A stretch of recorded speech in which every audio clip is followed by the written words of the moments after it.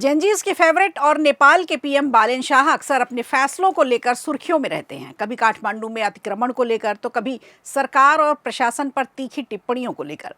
और ऐसे ही एक मामले में वहां विपक्ष को हमले का मौका मिल गया है। छात्र संगठन भी नाराज है और ब्रिटेन भी अब साथ नहीं दे रहा। तो आखिर क्यों लिया शाह ने भारत से पंगा, आज विस्तार से समझेंगे इसे। देश की राजधानी दिल्ली में कुछ बड़ा होने जा रहा है, जिसकी खबर हर जगह चर्चा में है। दो मुद्दे और दोनों पर बड़ी उठापटक। एक तरफ केंद्र सरकार वन नेशन वन इलेक्शन को लेकर आगे बढ़ चुकी है और दूसरी तरफ परिसीमन विधेयक को लेकर भी हलचल तेज है। सरकार चुनावी खर्चों को कम करना चाहती है, लेकिन कैसे, इसे भी बताएंगे आज आपको। और कहते हैं बुरा वक्त आता है तो एक साथ कई मुसीबतें साथ लाता है। राजनीतिक गलियारों में इस समय कोई बहस नहीं, बल्कि राबड़ी के बंगले की चर्चा तेज है। सरकार नहीं बन पाई और अब बंगला भी खाली करना पड़ रहा है। लेकिन राबड़ी देवी इतनी जल्दी कैसे मान जाएंगी? बंगला खाली करने से साफ इनकार कर दिया है। बंगले की पूरी इनसाइड स्टोरी आज आपको बताएंगे आज के शो में। नमस्कार, खबर प्रधान शो देख रहे हैं आप और मैं हूं आपके साथ संगीता श्रीवास्तव।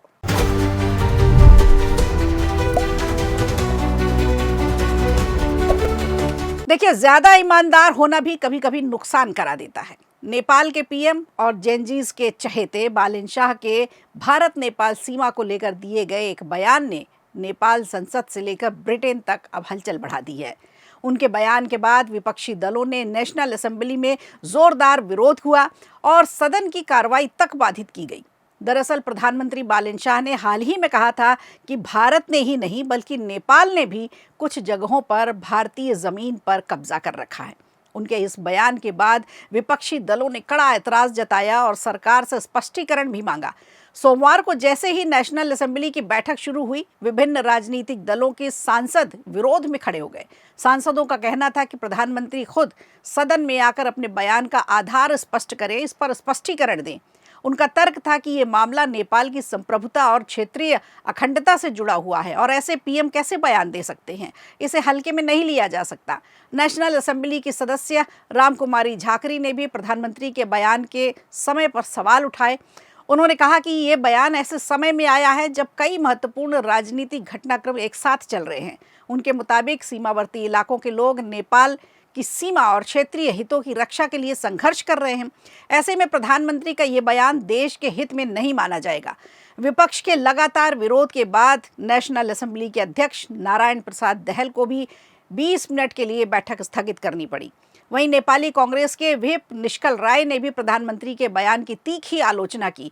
उन्होंने कहा कि इस बयान से पूरे नेपाल की गरिमा को ठेस पहुंची है। प्रतिनिधि सभा में बोलते हुए उन्होंने कहा कि प्रधानमंत्री का ये दावा कि नेपाल ने भारतीय क्षेत्र पर अतिक्रमण किया है पूरी तरह से अस्वीकार्य है, इसे स्वीकार नहीं किया जा सकता। निष्कल राय ने सरकार से मांग की कि प्रधानमंत्री साफ साफ बताएं कि नेपाल ने आखिर भारतीय जमीन पर कहां, कैसे और कब कब्जा किया है।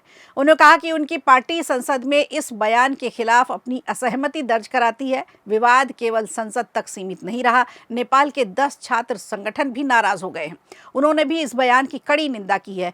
उनसे सार्वजनिक रूप से माफी तक मांगने की बात कही गई है। छात्र संगठनों का कहना है कि इस तरह के बयान देश के राष्ट्रीय हितों और संवेदनशील सीमा मुद्दों पर भ्रम की स्थिति पैदा करते हैं। अब गौरतलब है कि 11 मई से शुरू हुए संसद सत्र में उन्होंने ये वक्तव्य जब दिया था, बस इसी बयान के बाद से नेपाल की राजनीति में मानो आग में घी पड़ गया है। विपक्ष लगातार हमलावर है, सरकार पर दबाव बढ़ रहा है। अब सबकी नज़र इस बात पर टिकी है कि प्रधानमंत्री बालेन शाह इस विवाद पर क्या कदम उठाते हैं। क्या वो सफाई देंगे? क्या वो माफ़ी मांगेंगे? आने वाले दिनों में ये विवाद क्या एक बड़ा राजनीतिक रूप ले सकता है, इस पर भी रहेगी हमारी नज़र।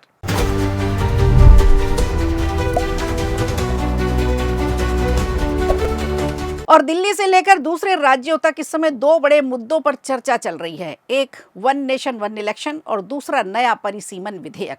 इन दोनों प्रस्तावों को लेकर राजनीतिक गलियारों का माहौल लगातार गर्माता जा रहा है। अब देखना दिलचस्प होगा कि क्या ये बदलाव देश की चुनावी व्यवस्था को पूरी तरह से बदल देगा या फिर सियासी टकराव और ज्यादा बढ़ेगा।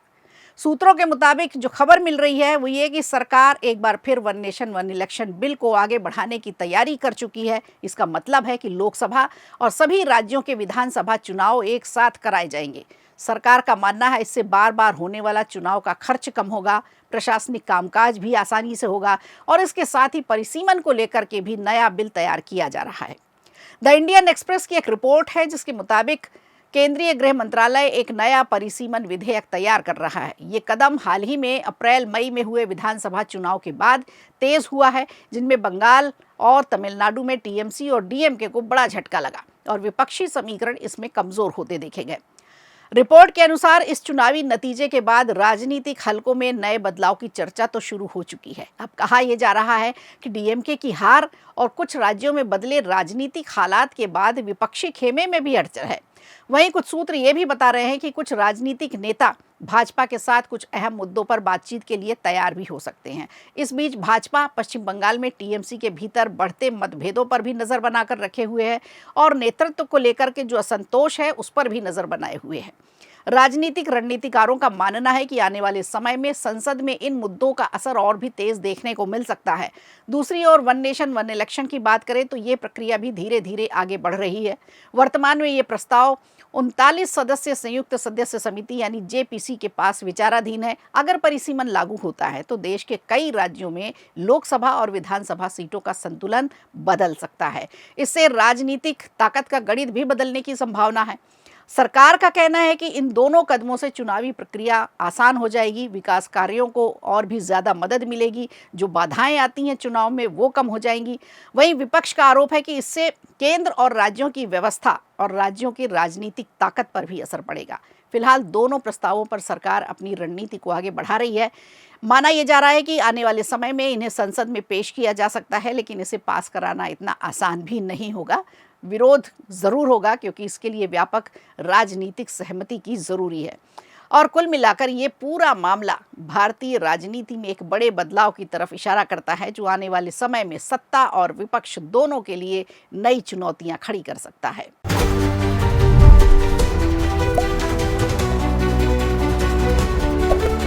और आइए अब आपको लिए चलते हैं बिहार, जहां राजनीति में इन दिनों एक बंगले ने सियासी तूफान मचा रखा है। खबर है कि पूर्व मुख्यमंत्री राबड़ी देवी को बंगला खाली करने का नोटिस दे दिया गया है और अब सरकारी बंगलों के आवंटन को लेकर सत्ता पक्ष और विपक्ष के बीच घमासान तेज है। राज्य की पूर्व मुख्यमंत्री और राष्ट्रीय जनता दल यानी आरजेडी की नेता राबड़ी देवी को पटना के 10 सर्कुलर रोड स्थित सरकारी बंगला खाली करने का आदेश दिया है, लेकिन राबड़ी देवी ने भी साफ इनकार कर दिया है कि वो बंगला खाली नहीं करेंगी। आवास खाली करने के लिए मैडम फोर्स बुला के सम्राट चौधरी नया मुख्यमंत्री बनल है ना, उचित लगता है आपको? बुला के खाली कर रहा है, फोर्स बुला के हम नहीं खाली करेंगे। इस बीच आरजेडी के राष्ट्रीय प्रधान महासचिव अब्दुल बारी सिद्दीकी का बड़ा बयान सामने आया है। उन्होंने बीजेपी पर बदले की भावना से काम करने का आरोप लगाया है। सिद्दीकी ने उन नेताओं की एक सूची जारी कर दी है जिसमें सरकारी बंगले आवंटित किए गए हैं। उनका दावा है कि इनमें से कई लोग नियमों के खिलाफ सरकारी आवास में अभी भी रह रहे हैं। जारी सूची में पूर्व मुख्यमंत्री नीतीश कुमार और जीतन राम मांझी का भी नाम शामिल है। इसके अलावा सांसद संजय झा, उपेंद्र कुशवाहा, देवेश चंद्र ठाकुर का भी नाम है। आरजेडी का आरोप है कि सरकार इस मामले में दोहरे मापदंड अपना रही है। अब्दुल बारी सिद्दीकी ने बीजेपी के राष्ट्रीय अध्यक्ष नितिन नवीन पर भी सवाल उठाए हैं। उनका कहना है कि जब दूसरे लोगों के लिए नियमों में ढील दी जा सकती है तो फिर राबड़ी देवी के मामले में इतनी सख्ती क्यों दिखाई जा रही है। दरअसल ये बंगला कई वर्षों से लालू राबड़ी परिवार की राजनीति का प्रमुख केंद्र रहा है। अब ये बंगला बिहार सरकार के मत्स्य, डेयरी और पशुपालन मंत्री नंद किशोर राम को आवंटित कर दिया गया है। इसी वजह से विभाग ने राबड़ी देवी के निजी सचिव को पत्र लिखकर आवास खाली करने का निर्देश दिया है। हालांकि राबड़ी देवी इस फैसले से सहमत नहीं है। उन्होंने साफ शब्दों में कह दिया है कि वो बंगला नहीं खाली करेंगी और अगर सरकार को बंगला खाली कराना है तो फोर्स भेजकर खाली करा लें। गौरतलब है कि इससे पहले नवंबर 2025 में भी राबड़ी देवी को ये बंगला खाली करने का नोटिस दिया गया था। सरकार ने उन्हें नेता प्रतिपक्ष होने के नाते 39 होर्डिंग रोड स्थित एक बड़ा सरकारी आवास पहले ही आवंटित कर रखा है, जो करीब 3 एकड़ क्षेत्र में फैला हुआ है। एक तरफ राबड़ी देवी परिवार का बंगला खाली करने को तैयार नहीं है और दूसरी तरफ नंद किशोर राम के समर्थक इसे दलित प्रतिनिधित्व से जोड़कर देख रहे हैं। उधर तेज प्रताप यादव और अब्दुल बारी सिद्दीकी भी सवाल उठा रहे हैं कि पूर्व मुख्यमंत्री नीतीश कुमार को 7 सर्कुलर रोड का आवास किस आधार पर आवंटित किया गया है। वहीं नवंबर 2025 में राबड़ी देवी को आवंटित किया गया 39 होर्डिंग रोड का बंगला पूरी तरह से सज धज कर तैयार है उनके इंतजार में, लेकिन वो जाने से मना कर रही हैं। फिलहाल एक बंगले को लेकर शुरू हुआ ये विवाद अब बिहार की राजनीति का बड़ा मुद्दा बन चुका है। अब देखना होगा कि ये मामला प्रशासनिक फैसले तक सीमित रहता है या फिर आने वाले दिनों में और भी बड़ा राजनीतिक रंग लेता है। तो खबर प्रधान शो में आज के लिए इतना ही। दीजिए इजाजत, नमस्कार। वीडियो अच्छा लगा हो तो लाइक कीजिए, शेयर कीजिए और कमेंट बॉक्स में हमें ज़रूर बताइए।